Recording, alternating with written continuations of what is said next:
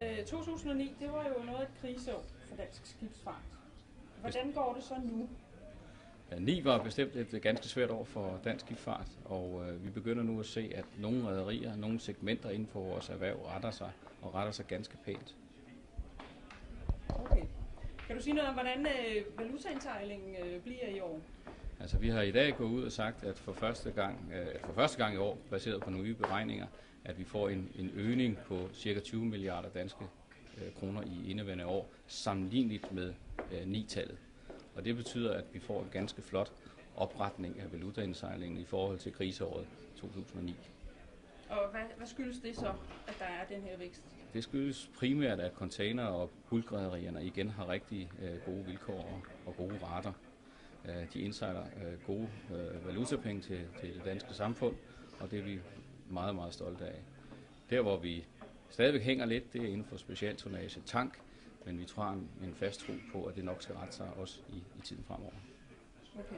Så 20 milliarder i indeværende år i forhold til sidste år, og måske endnu mere. I har selv set de seneste halvårsregnskaber for de børsnoterede rederier, og det tegner alt sammen godt og positivt. Danske rederier gør jo mange ting for at blive mere grønne og mere miljøvenlige. Kan du sige noget om sådan på et overordnet plan, hvad gør man fra dansk skibsfarts side for at gøre skibsfart endnu mere miljøvenlig? Danske redere har igennem længere tid nu udskiftet en del af flåden til nye og miljørigtige og klimavenlige skibe, og den proces vil fortsætte. Vi har i øjeblikket en gennemsnitsalder, der hedder 7,4 år, versus den globale på over 10, og dermed så har vi et meget, meget ungt og klimarigtigt produktionsapparat, det vil altså flåden. Så vi har udskiftet vores gamle skibe til nye skibe. Vi har en masse tiltag i rederierne imellem. Vi har forskningsgrupper, der sidder og arbejder på intelligente tiltag, der vil gøre skibsfarten endnu mere miljørigtig, end den er i dag. Så alt andet lige, så står dansk skibsfart stærkt fremadrettet.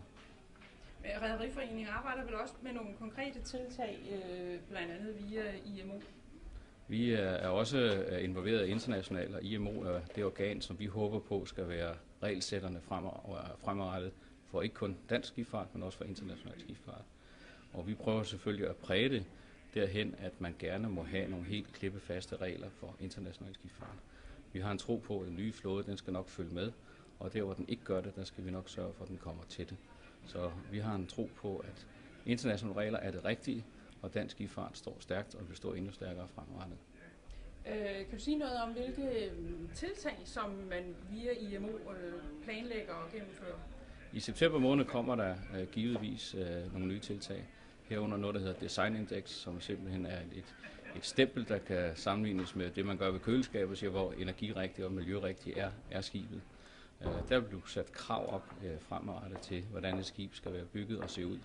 Og igen i et område, som Danmark har arbejdet stærkt for, at skal indføres, så vi føler os klar til det også. Derudover så er der noget med noget afgift på bunker eller noget kvotehandelssystem inden for CO2, som også kommer. Vi ved ikke, hvilken af de to, der kommer. Vi arbejder for det med afgiften og tror på, at det er det rigtige. Bliver det ikke det, så er vi også parat til det andet. Så der kommer en række tiltag, som givet vil gøre hele søfartserhvervet mere miljørigtigt fremadrettet.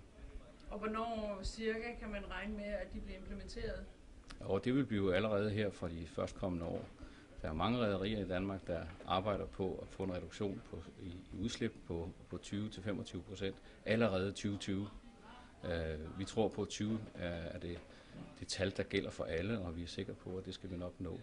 Både med politiske tiltag og rammevilkår, men også med intelligente løsninger, som bliver opfundet og implementeret af rederne selv. Ja, altså intelligente løsninger, hvad tænker du på det? Jeg tænker både på malingstyper og polering af skruer. Jeg tænker på simpelt designet. Jeg tænker på alt forbrug ombord, som vil blive reduceret i de kommende år.